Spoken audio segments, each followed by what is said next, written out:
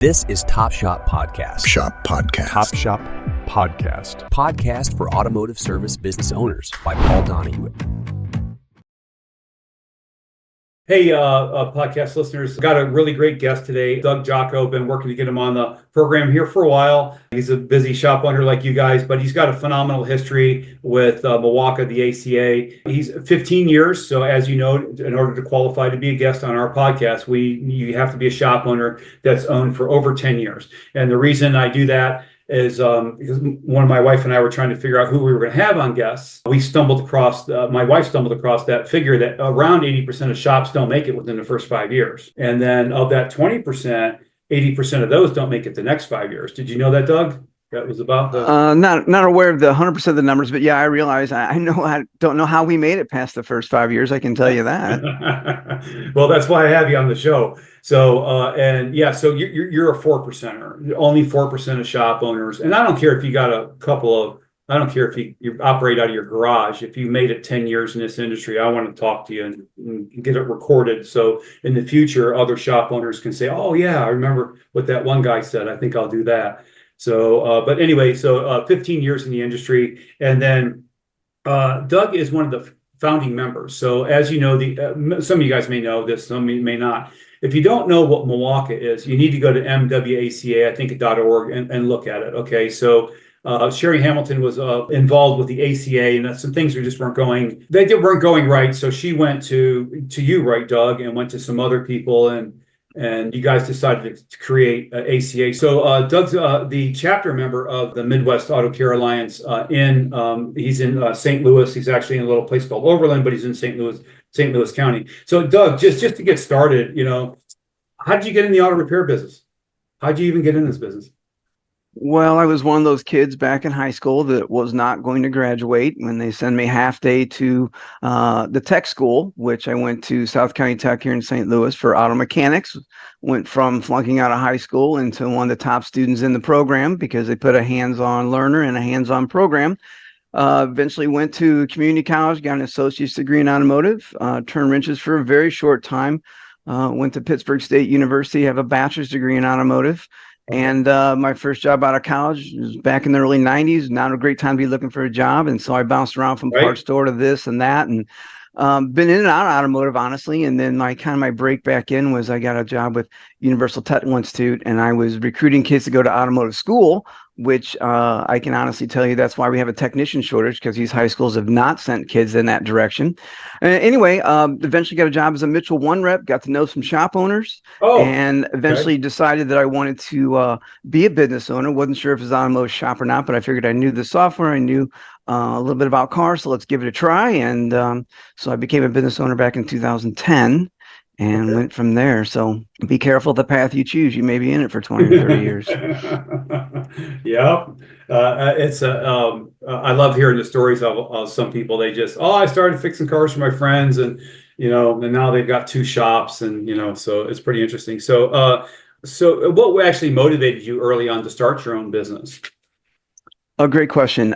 Working for big corporations, I guess, is not for me. There were so many times where we'd be working for a company and their major concern was their bottom line, not my well-being. Having one of those jobs I mentioned before, every year I was with them had a pay cut or pay plan, and it meant you're going to work harder for less money. And so eventually I got to the point where I did not care for working for these large corporations. They just didn't care about me as a human being. And I believe it or not, I bring that into my business every day. I take care of my employees, and I remember what was done to me, so I don't mess with their money. I take the best care I possibly can of people, and that's why I became a shop owner. Yeah. So I just talked to a shop owner last night. His son got a job at Verizon, and then they made him a manager. And he said, well, we got to wait a couple years to see what our son wants to do, if he wants to take over the shop or not. And I'm like, well, I think if he's an entrepreneurial spirit, he's not going to want to, he'll be like you. He'll be like, no, so everything might be fine now, but, you can be with the corporation for a long time. And then you wake up in the morning, you have a new boss, and you don't like them, and they don't like you. You're not in control. What challenges, this is a great question I love to ask that other listeners like to hear. What challenges did you face early on? It's like everything, right? It's like, hiring, staffing, systems, processes. Well, Um, it's one of those situations where, when you start a business, cars, and I knew the Mitchell software. So that kind of made me think I knew how to run a shop, but nothing could be further from the truth. The first thing that really helped me out was getting a consultant, someone who, taught us how to hit our profit margins, taught us how to sell more labor and be profitable. When you start a business, you have no idea what you're supposed to charge. You have no idea. What you're doing, and that's being coached by someone who's in the industry really helped out a lot. So the challenge at the beginning is, I thought what I knew what I was doing, but a couple months of bad revenue and streams and things like that, and you start wondering, am I doing this right? So just learning as a business owner. I think a lot of problems that people have in this industry, a lot of your shop owners are ex-technicians, and they're really good at fixing cars, but they're not business people. And I think that if you see your successful shops, most likely those technicians have turned into more of a business person. I came in this with a little bit of a technician background, but more of the business side of it. So I picked it up maybe a little bit quicker than the average. And what I mean by that is I knew what I didn't know. So when I hired a consultant, I listened, I did everything they did. And I've had numerous ones over the years, and we've learned everything, a lot of different things from different consultants. But you have to go in it as a business owner and understand what it takes to be profitable, what are you making money, and then build from there. And, the other biggest challenge we've had is, and this was kind of the early part of it, but the technician shortage was just starting when I came in 2010. okay. Now we're right in the middle of quite the technician shortage. Don't really understand. Well, I do. Like I said, I worked for a tech school for a while, and I saw many high school counselors and talked with them, and they would tell me time and time again, we prefer our students to go to a four-year university. Well, Right.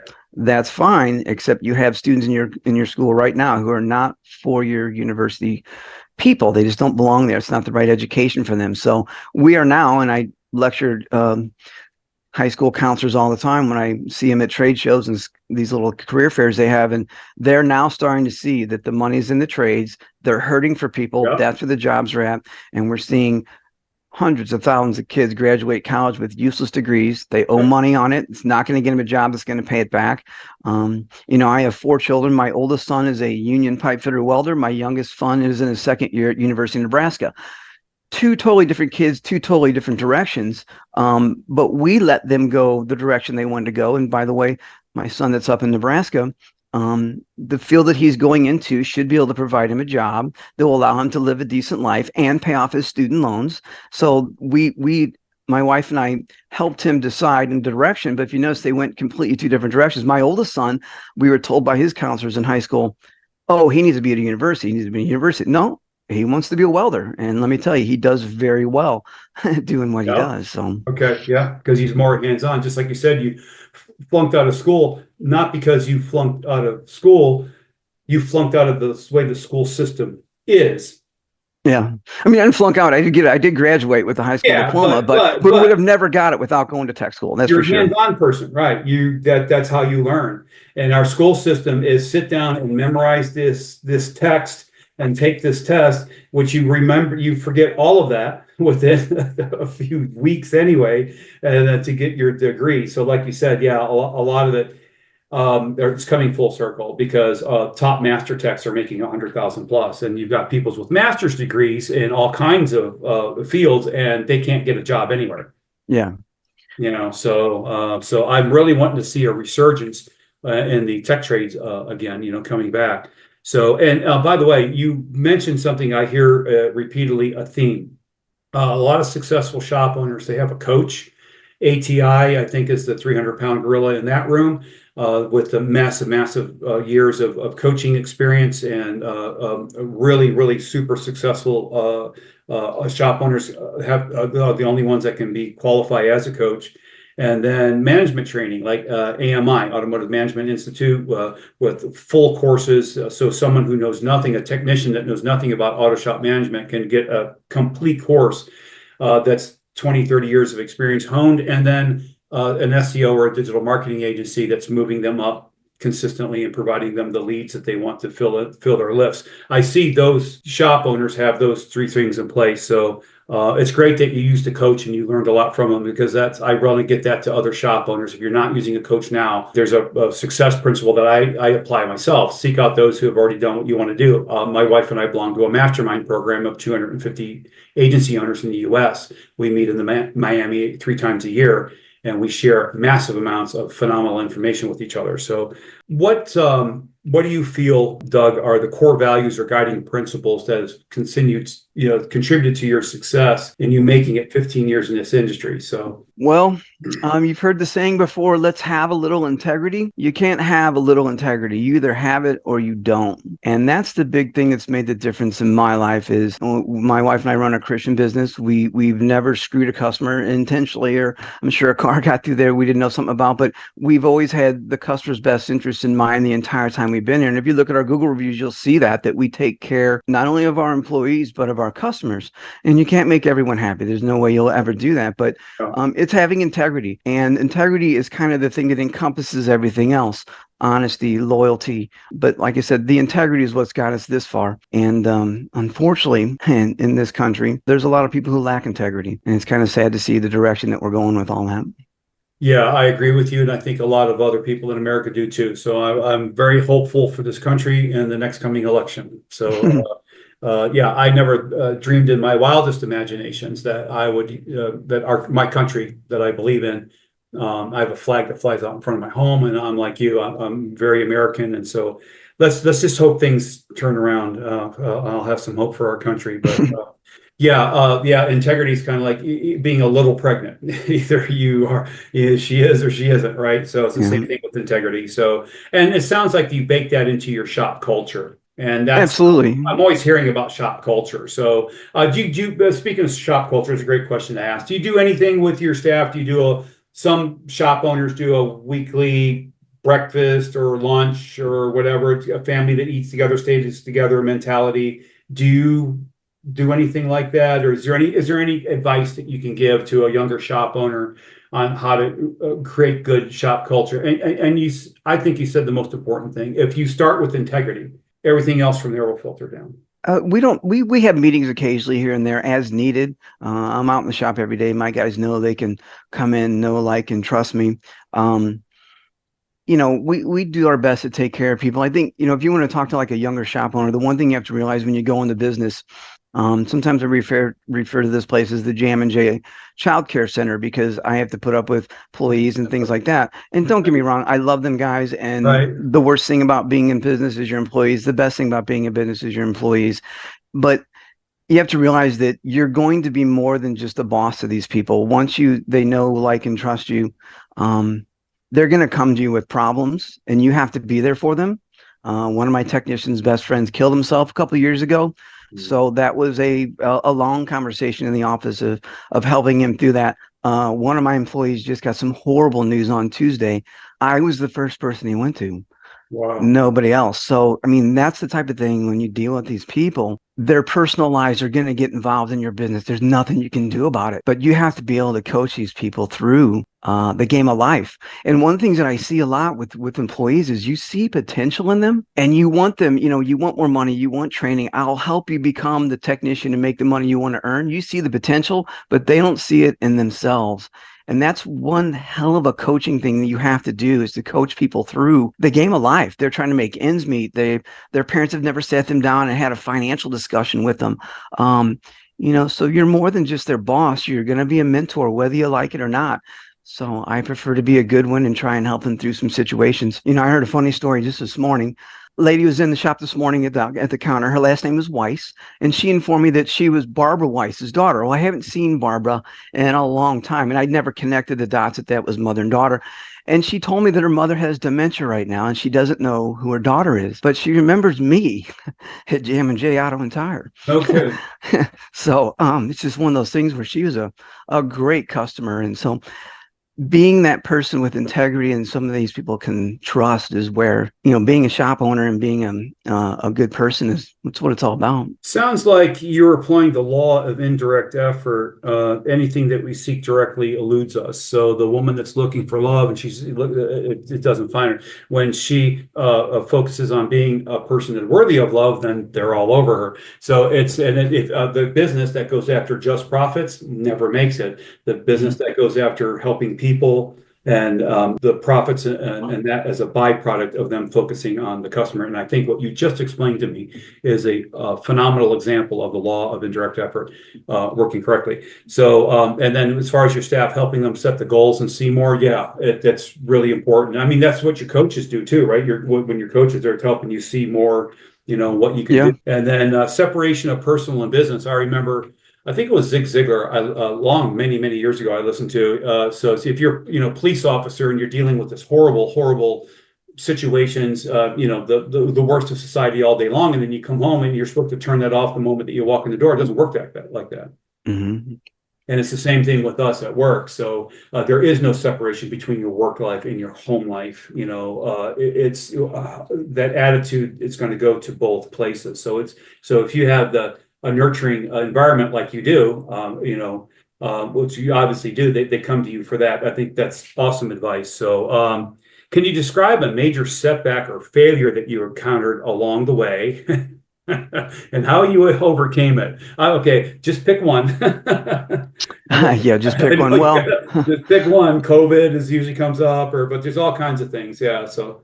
Well, my biggest one happened during COVID in April of 20.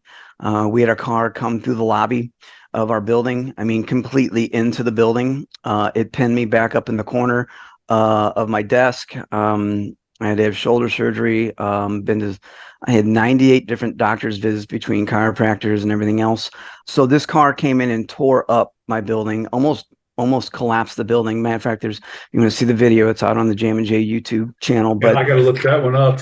Yeah, you'll see it. You'll think I'm dead when you see the video. But having that car come through the lobby, not only was it very difficult to come by financially, I'm saying keeping the business up and running, but the demoralization of, I remember I came in one morning and people had got done building the front wall, but they hadn't connected the wall. Well, they connected the wall to the roof, but they hadn't installed the guttering yet. And it was literally raining inside my lobby. And it was a very, I got it at like 6 a.m. and it's literally raining inside the building. And we're just doing everything we can just to keep moving in the right direction. And yet, there was a time when they had to grind our front floors and we were answering the phone. Hey, we have your phone number. We'll call you back. They're grinding the floors. We can't hear you. We'll call you back in a little bit. So there was a major setback and dealing with insurance companies, and it was horrible. And you look at our numbers back in 20, they were horrible. And that most people's business numbers went up in 20. Well, I had a car in my lobby. So that was a major setback. And unfortunately, when you get put in situations like that, you don't have a choice. You just go through it and do the best you can, go from there. So yeah, check out that video. You'll be amazed. Let me guess. Do you have a concrete filled steel post in front of your building now? We do have 5 concrete steel posts, and I also spent another $3,900 on having massive concrete blocks put out in my front lawn. Because in July of 23, I guess it was, we had another car flip upside down in our front grass right here in front of it. Didn't come in the building, but lightning kind of struck twice. So yeah, I've done everything I can to keep cars out of my building because we're about 30 foot from a major street here in St. Louis. That's what I was just going to ask. So it's not the convenience store problem where the person comes up to the convenience store and then hits the gas pedal and goes through the convenience store. That's why all convenience stores now, in order to for their insurance, has to have steel posts filled with concrete.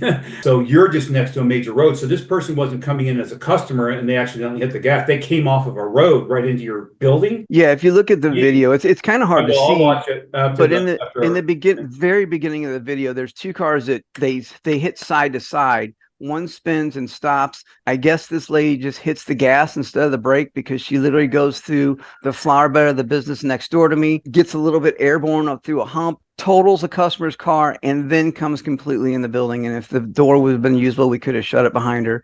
And it's amazing when an accident like that happens because you find things. There was a pole stand that I was literally sticking through where that flag is through the wall. It got shot like a arrow through the wall.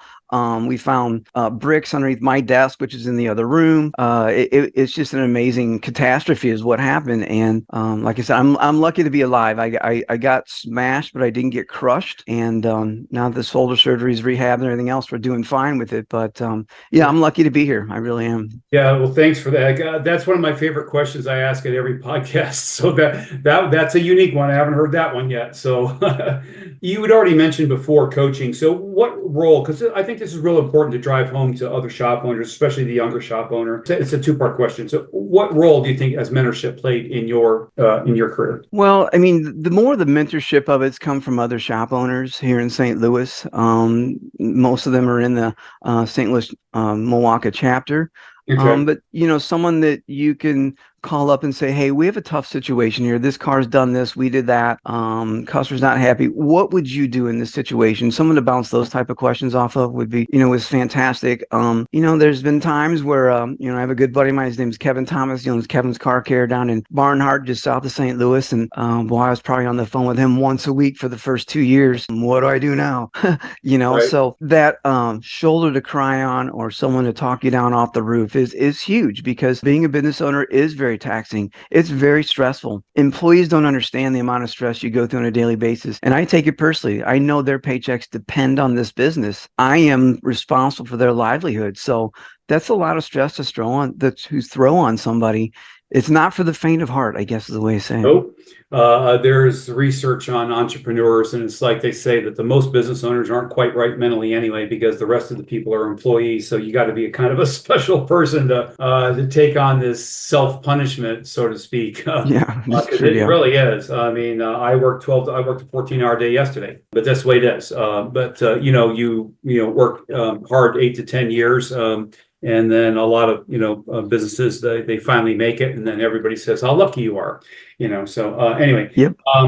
How do you stay innovative and adapt to the changes in your industry? Because we sure do have a lot going on in our industry. We've got digital vehicle inspections, the push to go to this battery operated ecological nightmare. People don't understand the new Green Deal is not green like in flowers, it's green. That's the new Green Deal. Yeah. So most people don't know that the average EV car puts more carbon into the atmosphere just in creating the car and putting it on the lot than a regular internal combustion car Yeah. with a 100,000-mile lifespan. So people don't understand this, but we're still moving that way anyway, full steam ahead, because it's a new Green Deal. Yeah. So for certain companies and people. And we don't have the power grid to support these cars. That's No. the biggest challenge I see. So Yeah. we can't move away from nuclear and coal burning power plants, go to solar and wind and expect this to work. So that's a pipe dream. But Yeah. your question was how to keep up with everything. I mean, Sure. one of the worst things you can say to me as an employee is, well, that's how we've always done it. Oh, okay. Because these cars have changed. I mean, Mhm. you look at your typical Honda water pump timing belt, we used to get $1,200 for it, do them all day, take those jobs all day long. Today to go in one of these GM 4-cylinders and do a timing chain, every single bolt has a torque spec. It's a stretch to yield bolt, and it has to be replaced when you do the job, if you're going to do the job right. So that requires a torque wrench. Back in the old days, guy had a wrench, brash together, guy was going down. Today, Yep. we have to torque spec and buy every single bolt in that same similar type job. If we don't have to drop the engine out of the car to get to it, it could be $3,000-$4,000. And so you have to be able to keep up with not only torque specs, but at the same time, the procedures. I mean, I'm constantly out there saying, hey, let's look up the procedure on this one. Let's make sure there's nothing we're missing on this one. So I've always been one to try and stay up with technology. And luckily, we work in the automotive aftermarket, where when the manufacturers present a problem to us, the automotive aftermarket, these are very smart people. They always come up with a way around something. I remember working at a Cadillac dealership back in the early 90s and talking with all the older techs, and he remembers complaining about when they went from drum to disc brakes. I remember kids in automotive school complaining about computers. I'm never going to work on the electrical on these cars. Well, if you kept that attitude in the last 25, 30 years, you're not working on cars anymore. Nope. So you just have to keep up with technology. Like I said, very smart people that design products and services for these cars that we use every day, and they'll come up with a way around it one way or another. But I mean, we send our techs, your car techs have 30 years of training, 30 hours of training every year. And you have to stay up on this stuff. And as this stuff rolls out of the dealerships 3, 4, 5 years later, we're starting to see this technology, and you have to be up on it or you're not going to be here for long. Right. And that's that's where I'd like to put in a little plug for right away for visionkc.com or .org. I'm not sure which one that is. 40 some, I forgot how many thousands of hours of training that is in there. It's for training for techs, for owners, for managers. It's one of the best places in the country to take your auto repair team. So a lot of shops close down for those 2 or 3 days to go to Vision and get this training. And the person that runs this program was adamant about this training being training. It's not a sales presentation. It's about getting the training for the techs and for the owners. So it's one of the top places in the country that the thousands of owners now go to train themselves and their team and their managers. That's Vision. I think it's Vision KC. VisionKC.com, I think is what it is. .com, yeah. Yeah, we close on the Friday of that weekend, and we drive up on Friday, and then we take our whole team out to. Oh, so you close and go? Okay, right. Yeah, on that Friday, we may have a half day somewhere in there, but we'll close early, and then we'll go to Kansas City, get checked in the hotel, and then we'll go out to have a real nice dinner with the team, kind of a team bonding event. We do 2 training classes on Saturday and 1 on Sunday, and then we all come back. And my guys look forward to it every year. The biggest thing about the Vision Trade Show is if you're taking somebody there for the first time, whether you're a shop owner or a technician, you're going to see it's not just you in this shop. There's a whole industry of people out there. And I encourage, if you go to that event, network with other shop owners and get to know them, other technicians. Maybe you can bounce problems off each other when you're there later. Matter of fact, 2 years ago, I was sitting behind a young lady and they had just finished their first year in business. And I said, so how's it going? And, where she came, well, and for the several months after Vision, they needed a form on how to fill out for their loaner car. Well, I had one. Here, take mine. And I literally helped this husband and wife do some things and just got them pointed in the right direction. And then I told them, if you're going to keep going, hire a coach. I can help you, but a coach is going to be more involved in your numbers. They're going to help you all the way through this thing. So, but that's what it's all about, is hooking up with somebody and networking with them and just trying to help people. And then that way, it'll come back to you one way or the other. But I've never heard someone go to Vision and go, yeah, that sucked, I'm not going back that ever again. Everybody always ends up going back year in, year out. Yeah, I can confer that because I was on the trade show floor. I was a vendor there, but very first time. I've never been to a trade show before, and I went for the first time. And I asked every owner that I talked to, "Is this your first time? No, or yes, or whatever." And I never heard a negative comment. No, we come back all the time. This is great. It's where we shut down for a couple of days and feed our minds and step away. And everything that you just said, the connections I made, I don't know how many. It's the same thing as what all the people that I talked to said. Yeah, the amount of people that other shop owners we talk to bump in, we make friends, we communicate with afterwards. So if you're a shop owner and you're listening to this podcast, I always mention Vision KC in every podcast. So go to visionkch.com and take a look into it. Okay. So you already mentioned one of my main questions that I ask is, how do you build and maintain a strong company culture? And I just want to ask the question, but I think you've already answered it. And you gave one of the best answers I've ever had on the show: integrity. Well, the other thing about culture is you have to realize, I'll give you an example. We had a 30-year master ASE technician working for us for a year and a half or so. Brilliant with cars, not brilliant with people. Oh. And it came down to the time. Before. It came down to where, every night this guy would clock out and leave, and we would all just go, he's gone. He's got to come back in tomorrow. And so it's one of those situations where even though this guy was a master technician, we had to part ways with him. He was killing the culture. We literally tried to have a team meeting and sit down with this guy, and it went nowhere. And I knew right then and there, this guy's got to go. It doesn't matter if he's your best guy or your worst guy. If he's killing your culture, other people are going to leave. He's going to drag your shop morale down. Yeah. And here's the thing. It doesn't take 2 years to figure this out. You'll be able to know within 3 to 6 months whether this person's a longtime keeper. And unfortunately, some of these guys who are diagnosers and they're very technically minded, a lot of them tend to be that way. And that's one of the things about technicians in this industry. If you look at what we have to hire someone that can go out and do the physical grunt work. Working on cars is hard work. Steering, suspension, maybe on even a little bigger truck is hard to do. But then to find that person that has that technical mind that can do both, those people are very hard to find. And that's why I believe the automotive industry is one of the, if not the hardest hit industries for this employee shortage, because we have to find these people we're looking for are unicorns. But a lot of these technical minded guys, they get their sense of importance by reading technical information. It's not me. I don't Right. get that, but that personality type can be very difficult to get along with. And so I encourage you, if you're a shop owner and you got a guy, he can diagnose and he's in a good mood every day, yeah, you need to hang on to that person. Because I've had to let several people go. I mean, the number one reason why I've let people go over the years is because they don't get along with their coworkers.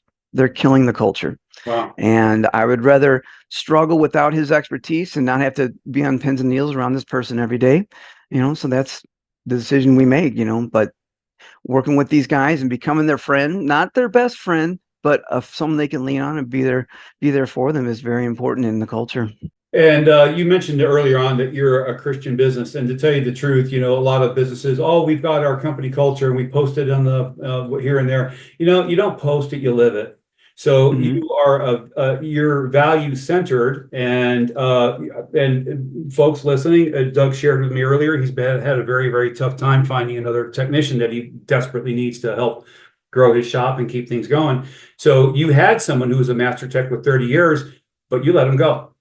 And Yeah. other shops that wouldn't have done that in a million years. They would have said, "Oh, I want the profits, I want the money." So that's a great example of company culture. That's a phenomenal example. This is a question I love to ask, especially when we were talking about being a business owner. Can you share any strategies for balancing work and personal life?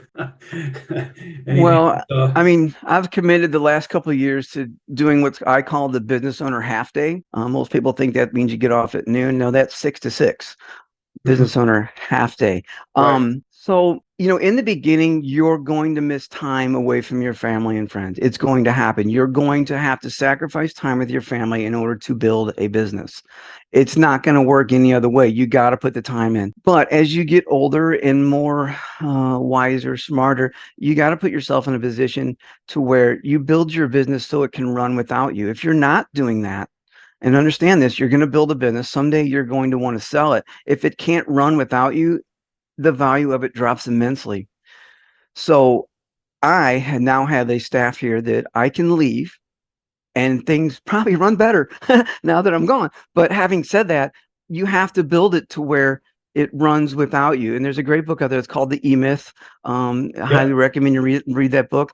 I can leave, hang up this phone call, and go home, and I know everything will be taken care of. Am I comfortable doing that? No, not most days. Matter of fact, we got so much going on right now. I was like, oh, I got to get on this phone call. But you have to be able to balance it. And my wife knows I'm going to come in the door. We're going to sit there and have dinner. I'm probably going to vent for a few minutes, and then I'll be over and done. And she knows to listen and interject when we can. But at the same time, yeah, you have to balance it. And I've gotten very good over the last just several years, couple of years. When you get home, let's not think about work till you get back there in the morning. It'll still be there waiting for you. Don't worry about it. Yeah. Yeah, you mentioned several things that were really important. So coaching really helps with that work-life balance, I think. But you mentioned a book that I'm very familiar with, the E-Myth. In E-Myth, what was the author's name? I just read. It's a thick book. Let me save you.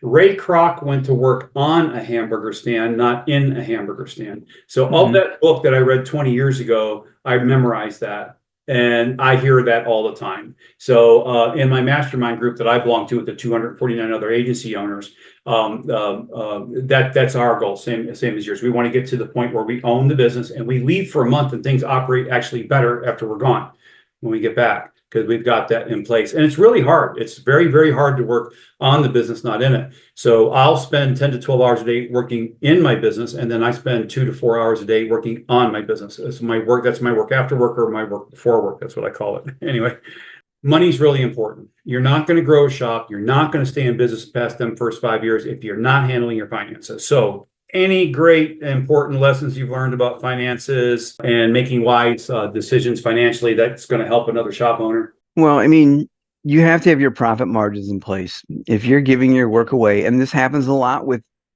shop owners that were technicians, they see it as so easy to do. We'll just charge $50 for it or whatever. But the average person out there can't fix their own car. And I use the example of, people complain about a lot of things that we do, like our labor rate or what our diagnostic charge or things like that.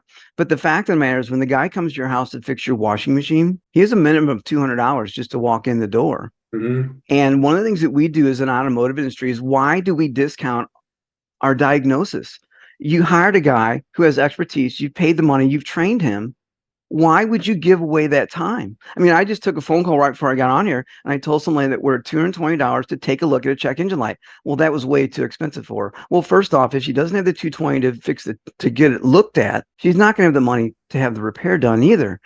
And some of these parts store chains, they really get on my nerves because what happens is they pull these codes across the counter and then they sell a person a part that they know is not going to fix this car. I wouldn't be surprised if some of these parts chains sell more wrong parts than they do right parts, and they make millions of dollars doing it. It's a slippery slope that we go down here, but you have to know your profit margins. You have to be able to get the profit on your part. You have to be able to hit your labor margins, because no matter how you look at your business, we all run an automotive repair shop and we all have overhead. You have to overcome your overhead. The average person that walks in your door doesn't understand that, your shop goes through $600 a month in brake clean. They don't understand that overhead. So when the guy walks in and says it's $200 just to look at your washing machine, we need to be proud of that. What we do for a living, we are working on something that can kill somebody if it's not repaired correctly. We're working on advanced technology. This is not second level technology. This is the most advanced technology in the world, and we are responsible for it. And we as an industry, we need to step up and start charging what we're worth. And that's the biggest thing about these cars. It doesn't matter how you break your business down. If you're not making money, you're not going to be in business for, like you said, the 8-10 years. You have to hit your profit margins. You can cut costs here, you can cut costs there, but if you're not selling your products and services for the right amount, you're not going to make it long term. Okay, excellent advice. Yeah. Tom Ham, I'll give him a quick plug. He owns the Automotive Management Network. Tom runs an exceedingly successful high volume auto repair shop in Michigan, but he lives in Florida for the last 20 years or whatever. So he's an owner. He runs his shop from Florida. But over the 21 years, he's put together Automotive Management Network, $199 a year to belong. So, and you can put that badge on your website also. But he's got all 200, I don't know, hundreds and hundreds of shop owners, what they charge for all these different services. So if you ever want to go in there and see what all these other shops charge, because I've heard this from other shop owners like you, Doug, you really need to ask for the right amount of money for the repair work. So the shops that get caught in that, it's $220, I'll give you 200. Yes, I'm sorry. What did you just say? You got to really let the customer know right away that you're not a used car dealer, you're an auto repair shop, and send those customers to your enemy. Hey, I know a great shop down there. He'll bicker with you. Go talk to that guy. Send him down the road. And it can be hard when you're getting started because you want every dollar you can get, but it'll set a precedence for your shop, and you'll get the right customers coming in. So yeah, we have a list that's right here on a clipboard behind my computer. So when customers call in, we'll refer them if they need a locksmith or glass installation or something like that. But one of the things we get the call on for is we can tell someone they're just looking for the cheapest repair they can get. Well, I have up here cheapest shop around, and it's this shop about 3 miles away from me down the city. And boy, it's a rat hole. I would never take a car there. But if you're looking for cheap, and what they're going to do is we're going to send them there. We give them the phone number and the name, and we send them down there. I don't know what happens to them, but at the same time, they're going to walk in and go, whoa, well, you want it cheap. That's what you get. So we refer people down there all the time. Yeah, and I've had other shop owners tell me that those shops send them business all the time because the customer goes there, try to get cheap. They wasted their time, effort, and money, and then they have to go to a shop that's going to do it right and do it all over again. So yeah, but some people they don't get it. They don't learn. They do it again and again. I think we talked about this a little bit, but we're running out of time here. But what trends or developments do you see shaping the future of the industry, and how are you preparing for them? Trends or developments? Well, this right to repair thing going down is going to be very interesting as we get closer and closer on that. These manufacturers doing anything they can to keep us out of their cars, out of their software. Tesla. And I'll give a plug for, Milwaukee and the Auto Care Alliance, because us as independent shop owners, we have to bind together. We have to be on the same team. We're not competitors. You can be right down the street from me and come in here and borrow a tool, whatever. We're on the same team. There's a thing called the National Auto Dealers Association, NADA. Yep. I guarantee at their meetings, they're trying to figure out how to get the cars out of our bays and into their bays. You got it. My last couple of years as a Mitchell rep, I was in dealerships all the time, putting on their on-demand 5 software, their repair information. They were looking for this because they were trying to take on other car lines. So they needed that. I was selling it like crazy. So we need to bind together as an industry. If you look, I believe the numbers are close to, there's like 43,000 dealerships in the United States, but there's over 220,000 independent repair shops. So Right. we are the major repairer of cars. And we have to stop looking at what the guy's doing down the road as a competitor. We have to bind together because every day there are people out there trying to take the cars out of our shop. The big will get bigger and the small get smaller. We have to bind together in this industry. So things that are coming down the road, the biggest challenge we have, I think, our technician shortage. We're starting to see a light at the end of the tunnel. I think we're starting to see kids go to tech school, start coming out for this stuff again. So that maybe hopefully in the next 5-10 years, the technician shortage won't be so bad. Just the question is, where's the technology going on these cars, and what are we going to be able to keep up with? I mean, the biggest thing right now, I think, out there is ADAS. I don't personally have a big enough building to do that type of stuff here. The walls just aren't big enough to let me in there to do that. But these manufacturers, they make these cars all day long, and they never stop and think, well, what happens later when it needs to be fixed? I mean, every shop owner out there, we're cursing engineers on a daily basis. Why do they do it like this? So, we just have to be able to keep up the technology, and you have to send your guys to training, and you have to find you one of those technically minded guys you talked about earlier, and you got to get him up to date and technically trained. You have to stay a little bit ahead of the ball that way. Yeah. So, and that's a great answer to that question. What trends or developments see shaping the future or industry, and how are you preparing for them? Join the ACA. Because that's exactly what they do. They stay up on trends and they provide the training. So that's a quick answer to that. Auto Care Alliance, look it up, guys. I like this one. How do you approach competition in the industry? Do you see it as a threat or an opportunity? What do you mean by competition? Other shops, or I don't really see them as competition. I mean, we have a multi-store chain right across the street from us. Okay. Honestly, I would rather see them in there than another independent. And they send customers over here all day long. I mean, when I mean by sending customers over, they send stuff that they don't want, I'm sure. And of course, I'll send the stuff I don't want back over there to them. Okay. But at the same time, once every week, somebody comes and goes, well, I'll never go in that place again. So I don't think they hurt us at all. I think they kind of help us. But there's so many shop owners over the years that I've helped, and they've helped me. I mean, I remember when the car came in the lobby, I had a shop owner and one of his techs come over and help clean up the mess the next day. So we're not in competition with each other. I mean, even if the shop's right across the street, I don't think we're in a situation where we're trying to steal each other's customers. A high tide floats all boats. To be able to call up another shop owner and borrow a tool, or ask, hey, we got a problem on this car, that's invaluable information. We have to have that. So you just have to be able to get along with the other kids in the sandbox and work together, not against each other. All right. So let's follow up with this last question, Doug. What advice would you give to an aspiring entrepreneur, the tech that's going to open his own shop, and they're just starting? What advice would you give them? Well, like I said, the biggest thing is you have to get it to where it runs without yourself. If you're just starting, that's going to be difficult to do.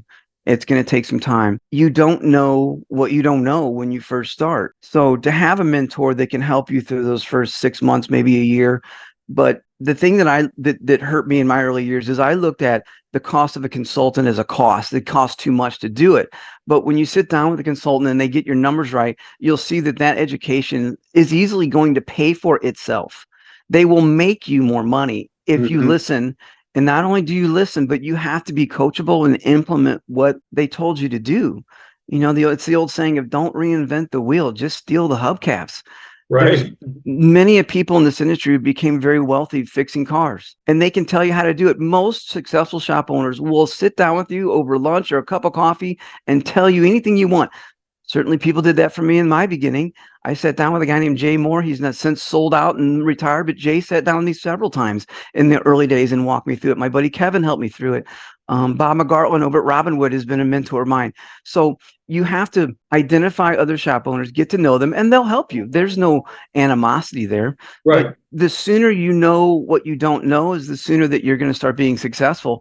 And then the other thing is the first several years are going to suck. And you better be in a situation where you can live lean and mean. Right. There's going to be weeks, months where you don't bring home a paycheck. But there's also the other side of it where when a business is up and running and doing what it's supposed to be, it can be very lucrative. So you just got to go from the beginnings, pay your dues, get your teeth kicked in, and hopefully you make it out the other side. But that's all by being coachable and listening to people who've already done it. Great advice. So connect connect with other shop owners. That's probably one of the best pieces of advice for someone who's just starting out.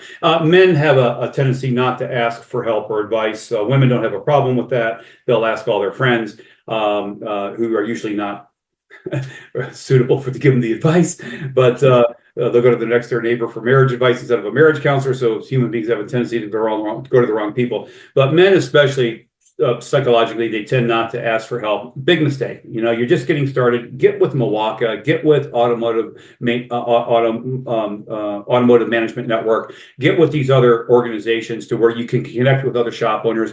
Get a coach the moment that you can afford it. Because you can't afford not to have a coach in as quickly as possible. Like, how long were you in business before you got your coach? Did you get one right away, or did it take you a couple of years to build up? Yeah, it took me a couple of years before we started to wise up and start doing that. And I've been with 3 or 4 over the years, and they've all been great, and they've all taught me different things, and they've all looked at the piece of pie pieces of the pie different ways, but it's just the information that are going to give you. If you look at any successful business person, I guarantee you they've had a mentor and some sort of training in there. I guarantee it. Yeah, awesome. Okay, Doug, thanks a lot for your time today. We've got some fantastic information that we just recorded. It's for posterity, for other shop owners, so we really appreciate it. I will see you. You'll be at Vision, obviously, so I will see you. I'll be on the shop floor. I've got a 10 by 20 this year. So I'll be able to personally see you in March, not that long from now. Yeah, it's coming up. Yeah, it's coming up. So, by the way, the trade show is in March. Everybody listening, so go to the website and look and see when it is. And if you haven't been before, go, because every single owner that I talked to says, "Is this your first time?" And they said yes. I said, "Are you coming back?" I never heard one person say no. Yeah. And all the owners that I talked to, I said, "How many years you've been coming?" We come every year. And they plan to keep coming. So that's because they're getting value. It's an exceedingly excellently well put together trade show, from the training to the trade show floor. It's really, really well run. So definitely suggest you go. Awesome. Okay, thanks a lot, Doug. You have a great day. Appreciate it. Thank you. Appreciate it. All right. Yeah, look forward to seeing you in March. You too. For additional automotive resources and exclusive content, follow us on Spotify and subscribe to our YouTube channel to catch all our episodes. Thanks again for joining us in the driver's seat, and we'll see you next time for another thrilling episode of Top Shop.